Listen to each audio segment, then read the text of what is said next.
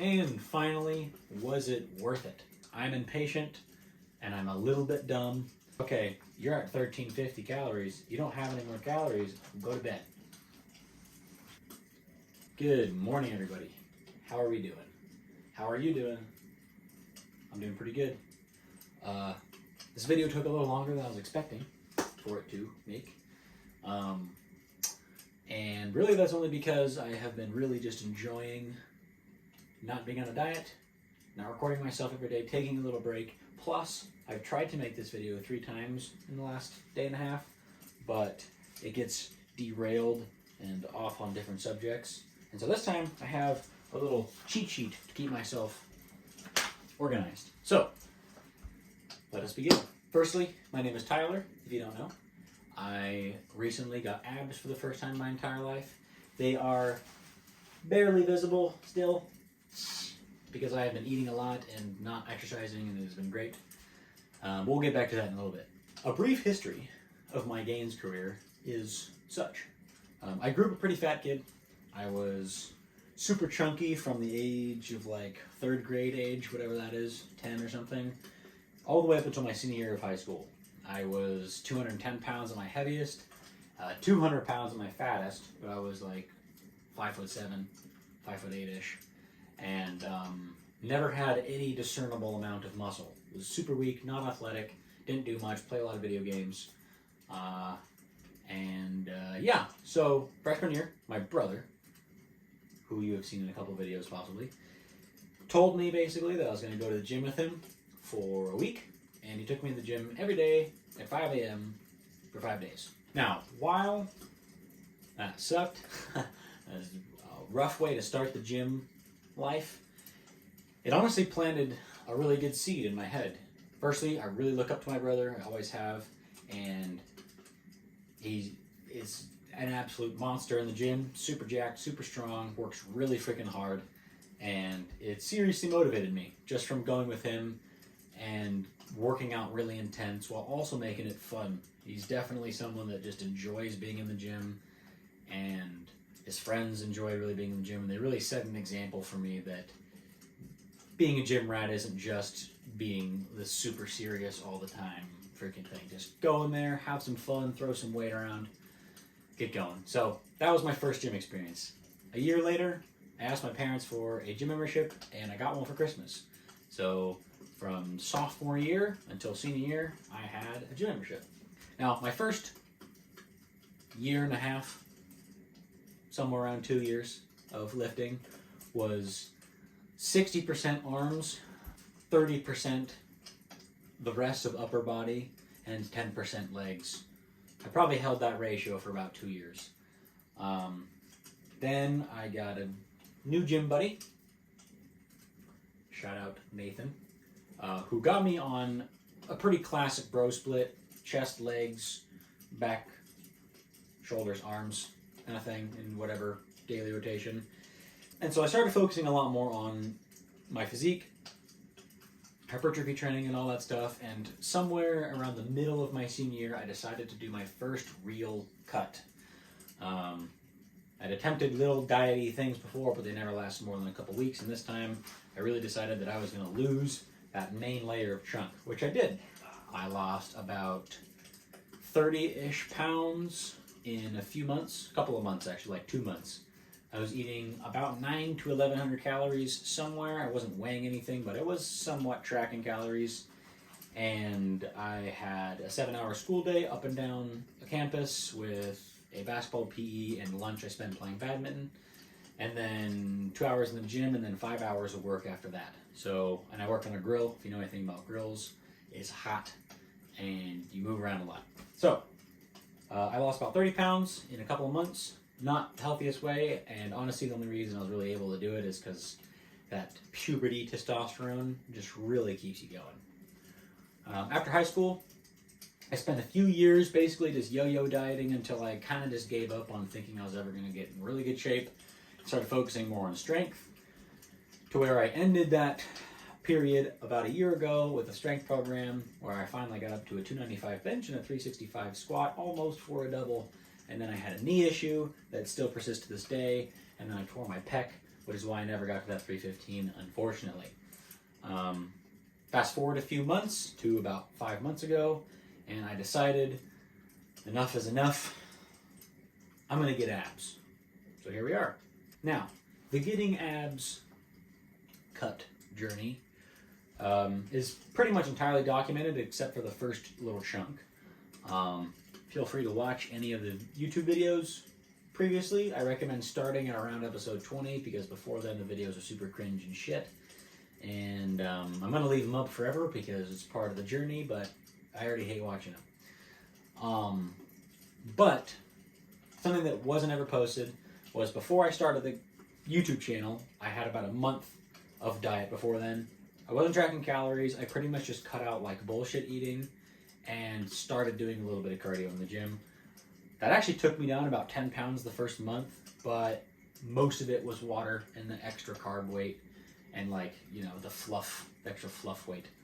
So the real diet weight starting point was somewhere around 196-ish, and that is, you know, visible in the first few episodes of one of the first weigh-ins. I think I'm like 198 or something. Anyways, so I started the YouTube channel because I've never really tracked progress like this before. I've taken random photos and videos and whatever throughout my gym journey, but I've never really like tracked it daily to have anything to look back on and compare to. I also thought that it'd be pretty cool to have some external motivation that isn't just, you know, support from the friends and family, which I am very lucky to have, but a little bit more, for some reason, there's a little more weight on my mind when strangers are involved. So, thought it'd be cool to post on the internet. Plus, this is an extra bonus. I went into the YouTube channel hoping to blow up and make that YouTube money. I shortly after had an epiphany that is a stupid reason to start a YouTube channel and isn't one to give you actual motivation to post stuff on YouTube. And so I kind of gave up on that, and I don't really care anymore. And actually, after I had that epiphany is when I started doing the daily uploads, because I kind of gave up on trying to be like cool or motivational and stuff. I was just like, I'm just gonna post what I'm doing and see what happens.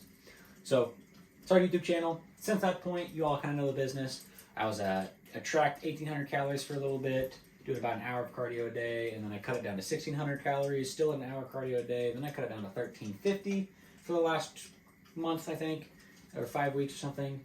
And I added 2 more hours of cardio every day on top of my hour of cardio after my lift. Also lifting every day, and it got me down to abs. Okay, now that long-winded intro is done. Hopefully I can figure out how to do timestamps, because people are probably going to want to skip that. But if you were interested, there you go. Now we're on to the Q&A, what everyone's been waiting for. So, since I record this on my phone, and I'll do all the YouTube stuff on my phone, I can't look at the comments right now. So I wrote them down. So here's my list of comments, and I wrote down the names to give people the credit they deserve. Firstly, we're going to go with Coda Voss's questions, because this champion wrote a freaking paragraph of questions, which is absolutely legendary, and I really appreciate it. So thank you for starting things off with a good chunk of questions. Starting with the first question. Where are you? You look like you're in Alaska. I'm not going to say exactly where I am for privacy's sake, because I am paranoid, but I'm not in Alaska. That would be sick, and maybe one day, and I'll let you know if I ever move to Alaska. The second question I asked was, why not keto? And a friend of mine also suggested I do keto a while ago, so I'm going to go into why I didn't do keto. Because keto is incredibly effective for a lot of people. I have actually tried keto before. Here's the thing. A lot of people describe something called the keto flu, a serious lack of energy or irritation of the stomach or just a general weak frailness that lasts anywhere from a few days to maybe a week and a half. I had some variation of that where basically I had lowest energy I've ever had in my entire life, and that is including this previous cut where I was doing multiple day fasts. And because when you're on keto, you eat such higher fat content, my stomach was also irritated all the time. I'm semi-sensitive to fats, and kind of was just going to ignore that, hoping my stomach would adjust. It never did. I spent about a month with zero energy, and since it never got any better, I just decided I couldn't do it. So for me, keto isn't the move. I'm not saying it's bad. I'm just saying for me, it wasn't the way to go. If it works for you, keep her going. The third question, I'm not entirely sure what they were asking, but what you were asking, talking to you directly. But what I'm assuming you meant is, why not use some other measurement method other than just the scale? Here's my problem with doing anything visual. If I look at myself every single day, the change is going to be so visually minute every day that the progress motivation wouldn't be there. I wouldn't be able to discern differences day to day to day, and especially when I had like weekends or Thanksgivings and birthdays and stuff where I would eat and be like bloated, for example, it just wouldn't work the same. Another thing people do is measure with like a measuring tape, and that would be more effective, probably just as effective as the scale, but I honestly didn't feel like measuring my waist, measuring my legs, measuring my chest, measuring my arms every day because it's just too much and I didn't really feel like it. So the scale is for me. I also personally just prefer having a numerical value to focus on versus anything else. Fourth question was, did I take any supplements? No. I normally take creatine.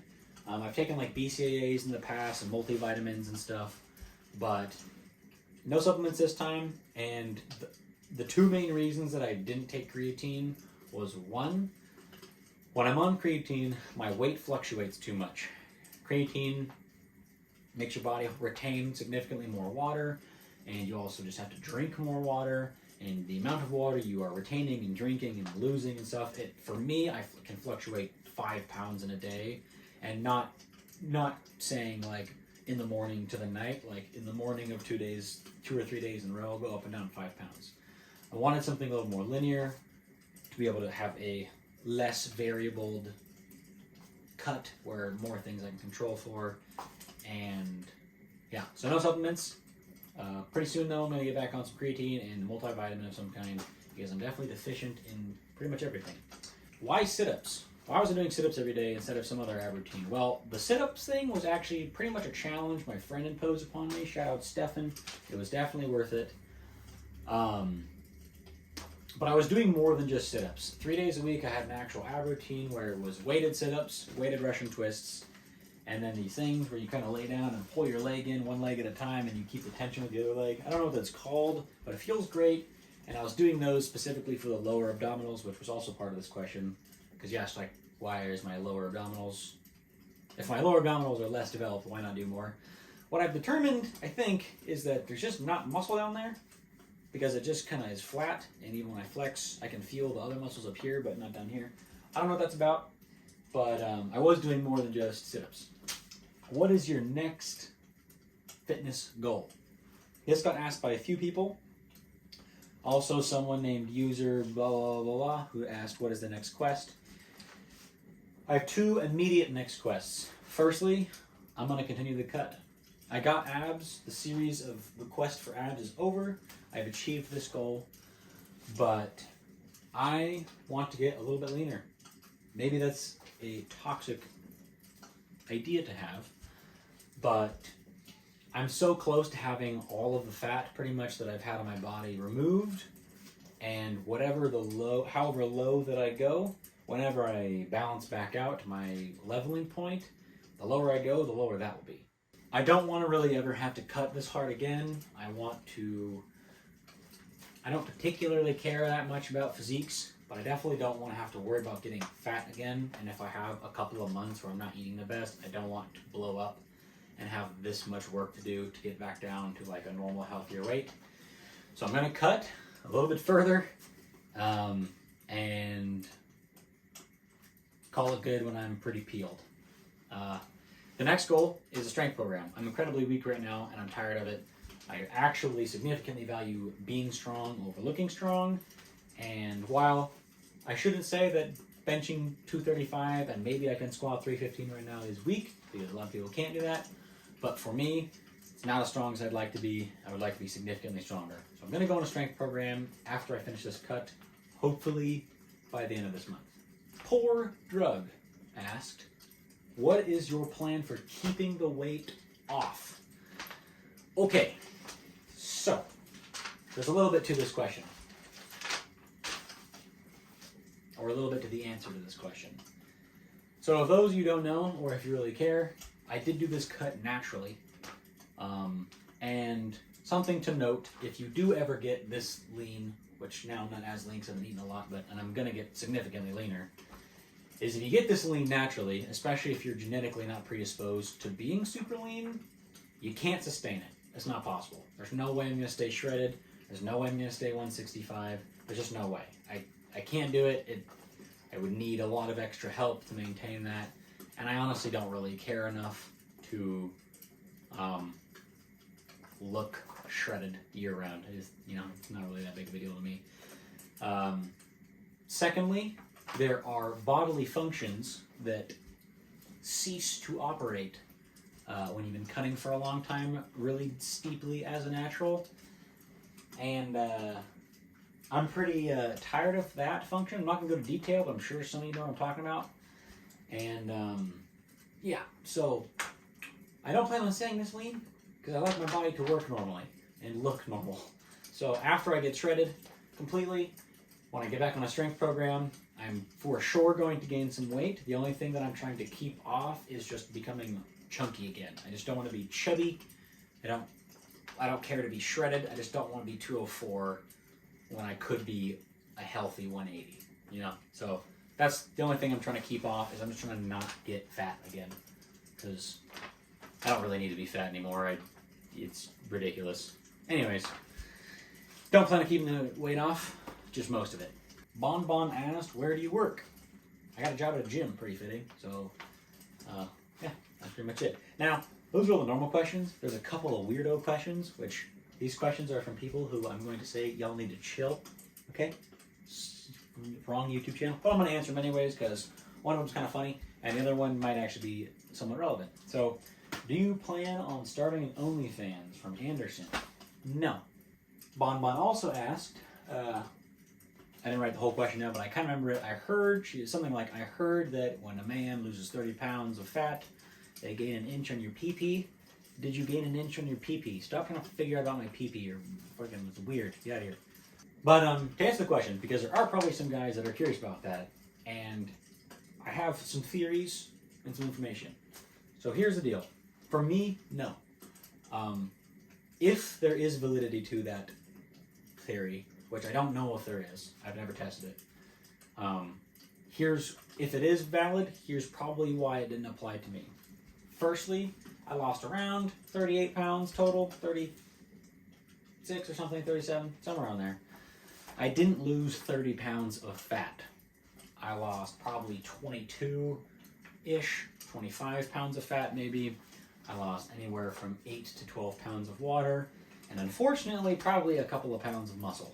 Definitely lost a little bit on my chest, lost a little bit on my legs, and maybe a little bit on my back, but my back's pretty much fine. So I didn't lose 30 pounds of fat, 30 to 40 pounds of fat. Secondly, I don't really hold fat in my pelvic region. My waist size for my pants is still a 32. It was a 32 at 204, and it's a 32 at 165.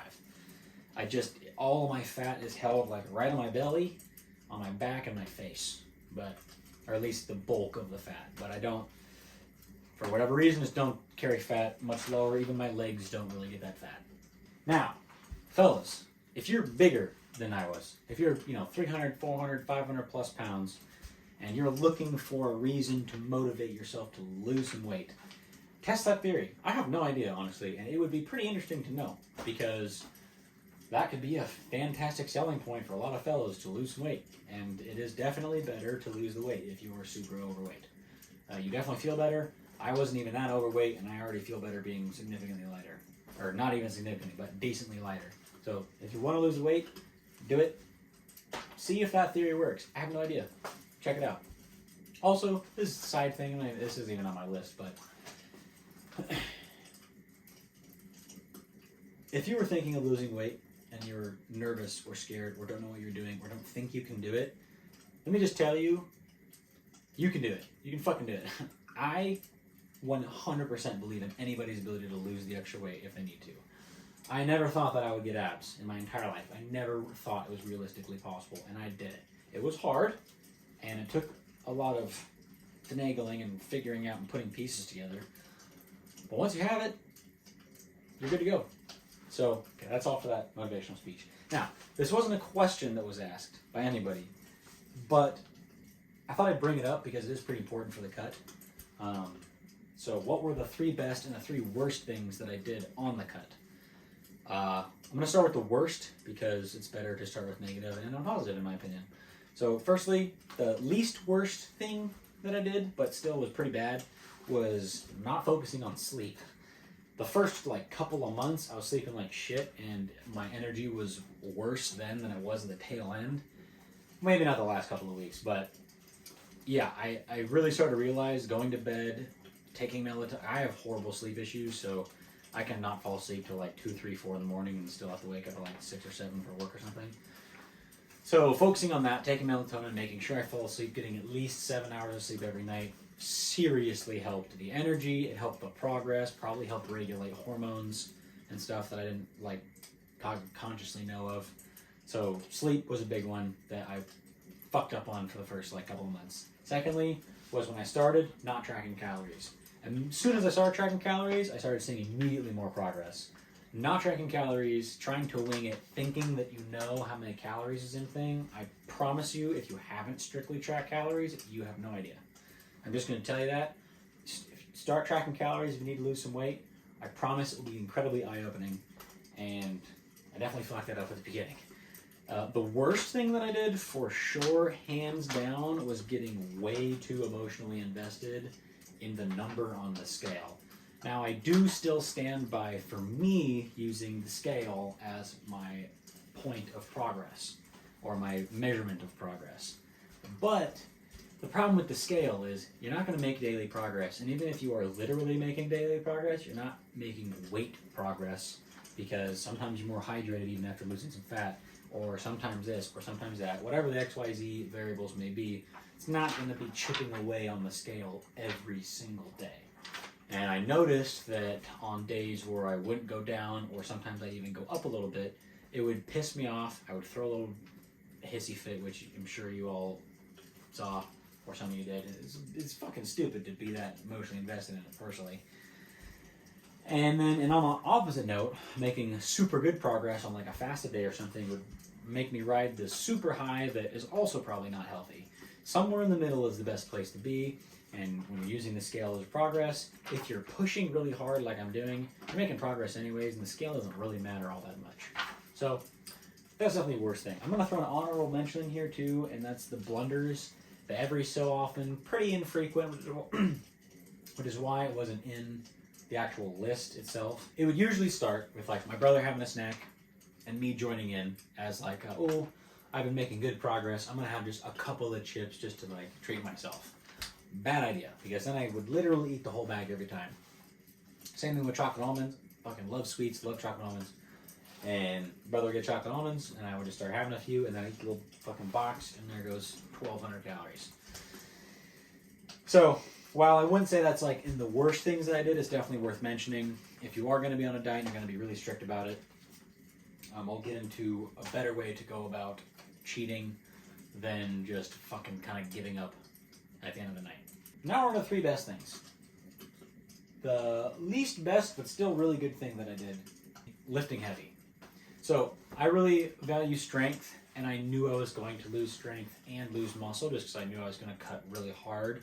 But lifting heavy every session, or as heavy as I could, I think really helped maintain my strength, my size, and my energy a little bit.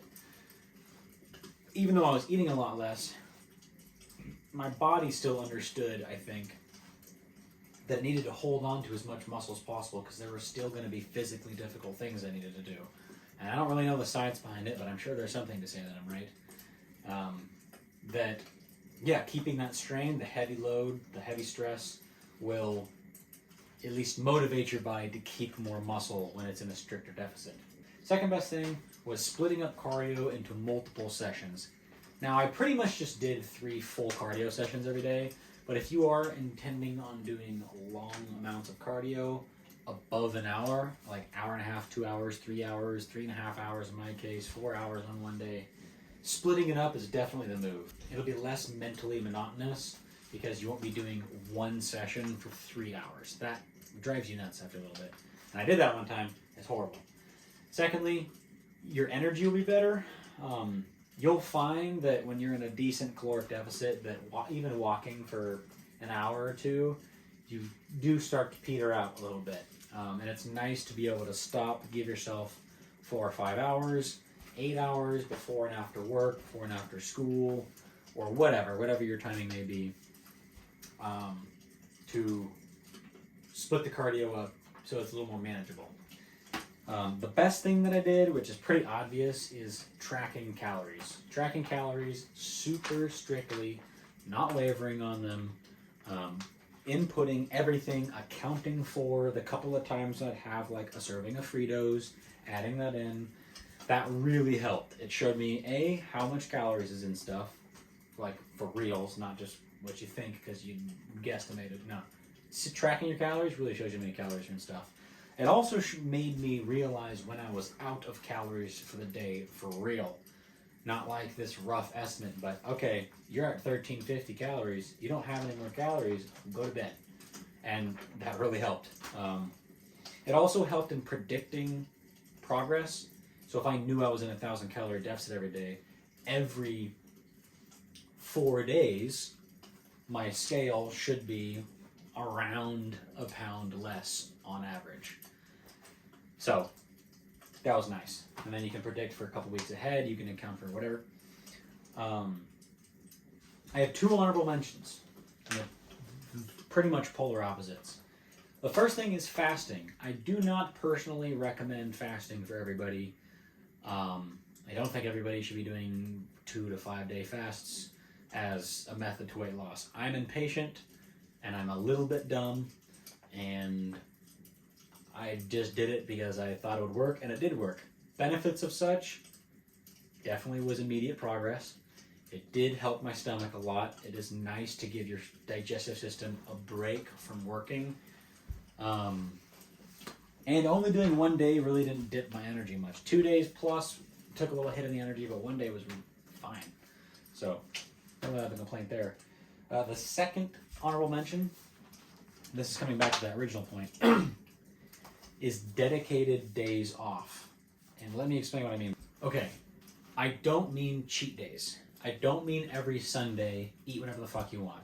I don't mean twice a month, you go to your favorite restaurant and have a bunch of ice cream. That's not what I mean.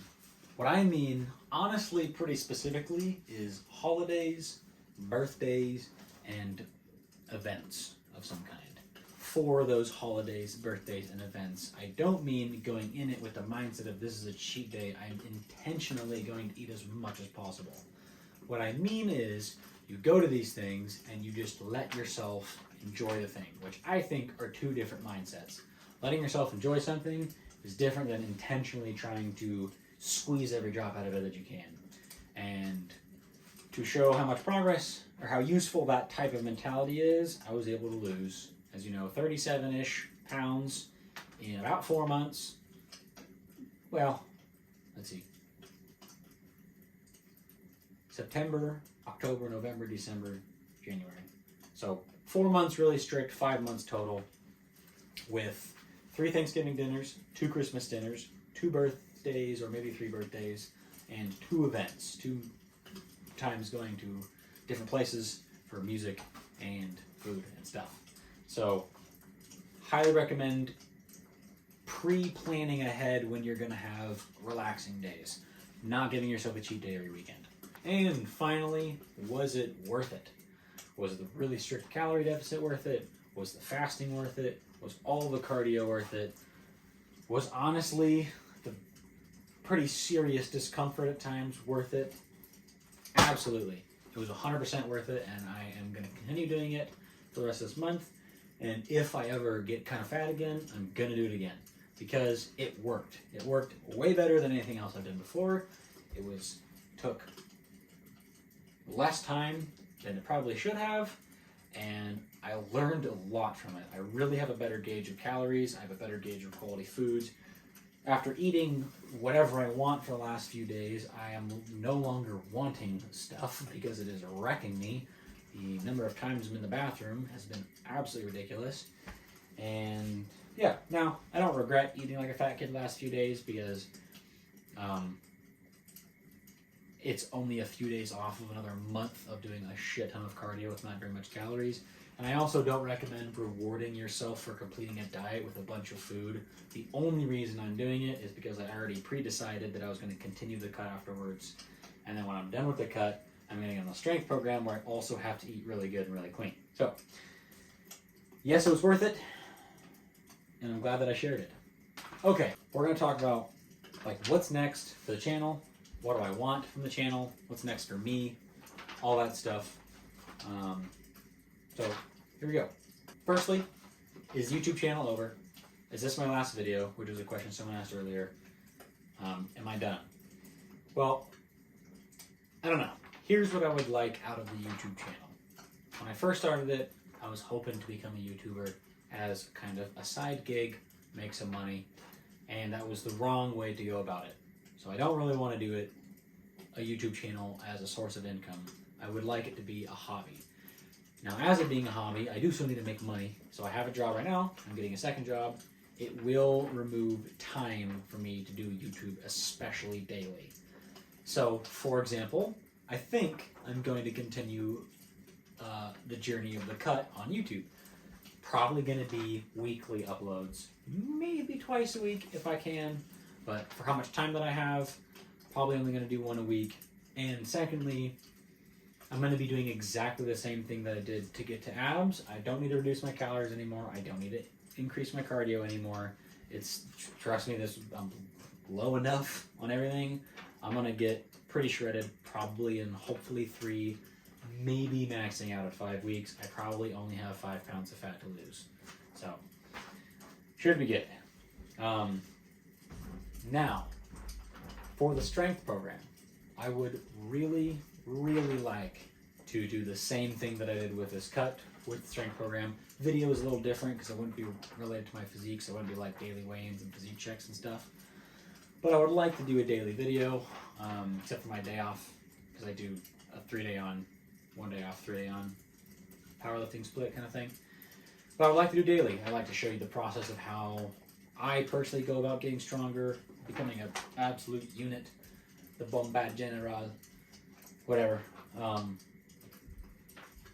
Yeah, so that's what I would like. Am I going to be able to make it happen? I don't know. Another issue that I'm coming across is I am pretty tired of recording myself in the gym. I don't really like having a camera out with other people around. I'm not a YouTuber. I'm not a fitness influencer. I'm just a guy who has YouTube as a hobby now. And I just feel weird. I tried to get over it. I couldn't get over it. I think it's objectively a pretty weird thing to just record yourself every time you work out. And I'm not trying to like sell my body on the internet. So, yeah, I don't know. Maybe if I can work out after hours with this gym job, or get another gym membership at a 24-hour place where I can record at night and there's no one there, I might do that.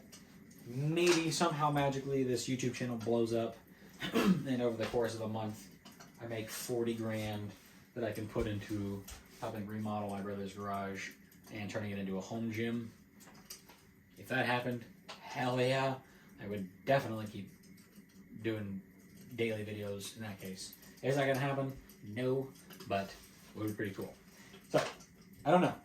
I don't plan on investing anything in this channel as of yet. If it starts making money, then I would probably put that money into the channel, like cameras and mics and stuff. But as of now, not yet. I have other expenses that I need to figure out for the next about year, and I probably have to do that through my jobs. So that I don't know. I would also really like to grow the channel. I would like to grow, honestly, a dream of mine would be to grow a community of casual lifters who actually get jacked and shredded. It feels like right now the only people in the fitness industry who, are jacked or shredded are freaking super high octane trend twins, Larry Wheels-esque, boom, boom, boom, boom, freaking go-go. Their whole life is a gym, which I'm not hating on at all. such a thing, hell yeah. It's pretty much my thing. If I could work in the fitness industry and make a living on it, I totally would. But that's not me. I'm not high octane. I'm not this super extravagant freaking, that's not me. But I'm also not this like quiet stoic type, which is the other type of physically successful gym goers. Is like, I don't even know an example because I don't really engage in that content much, but people who are, wake up at 3:30 a.m. and get your workout in, and and don't talk about it and do ice baths and stuff. I don't know. I don't really know what I'm saying anymore, but I'm just gonna leave it in because whatever. I would love to have a community of people who gym is their hobby, but they do take it really serious, but they're really casual, cool people. Maybe even down the line making like a little Discord or something. I would like to build the community up a little more before that, but yeah, like just a laid back approach to the gym. I also have some ideas for like more down the road. I would like to have a Discord. Would be pretty cool, just to have like Discord of just some squad mates that are just making gains, living life, motivating each other, and exchanging knowledge and information. And then I would also like to have cardio streams. I had this idea. I don't know if it's a good idea, and maybe someone already does it or is going to steal it. But it'd be pretty funny, in my opinion, to have like a gaming stream on the treadmill, and then anyone that's trying to get shredded that is also a gamer or likes to work out as a gamer loads up the stream when they're playing some games, goes on a walk. Or if you're just at the gym doing cardio and you want to watch someone play your freaking Skyrim or Call of Duty or something. I don't know. I thought it'd be interesting. I don't know if I'm going to do it, but it'd be pretty cool. That's what's next. That's what I want from the channel. That's what I want from the future. Is anything going to happen? I don't know. I can't see the future and I don't know what's going on. But that's what would be pretty cool. That's what I would like. So anyways, thanks for watching. I want to actually say a huge thank you to everyone that joined, everyone that cheered me on. Y'all are absolute legends. Seriously, it was definitely uplifting to see complete strangers from wherever in the world, from freaking Rio, someone I forget their name, but I remember you if you're watching this. Not congratulating me, but cheering me on, motivating me, just keeping me accountable and all that. And also the positive messages when I throw a little hissy fit and people just remind me that it's kind of just in my head. I need to fucking chill out. Thank you. Seriously. Thank you for joining on the journey. Thank you for liking the videos, commenting, and subscribing. I do want to grow the channel, but I honestly don't want to grow it by asking people for likes, comments, and subscribes. I want it to grow naturally if it's going to grow, because it's lame to do that. So I do still appreciate it, though. It is pretty cool to see people freaking thumbs up and stuff, but you really don't have to. I don't like videos on YouTube, so I don't know if I really deserve it. So anyways, that's the video. Thanks for watching. Love yourselves. Love each other. Be kind. Spread love. Work out. Experience the world. Travel to another country. Go to Omaha or something. Eat a snack. Drink some water. Do some cardio. Lift some weights. And go on a hike somewhere that you haven't been. Okay, that's it. See ya.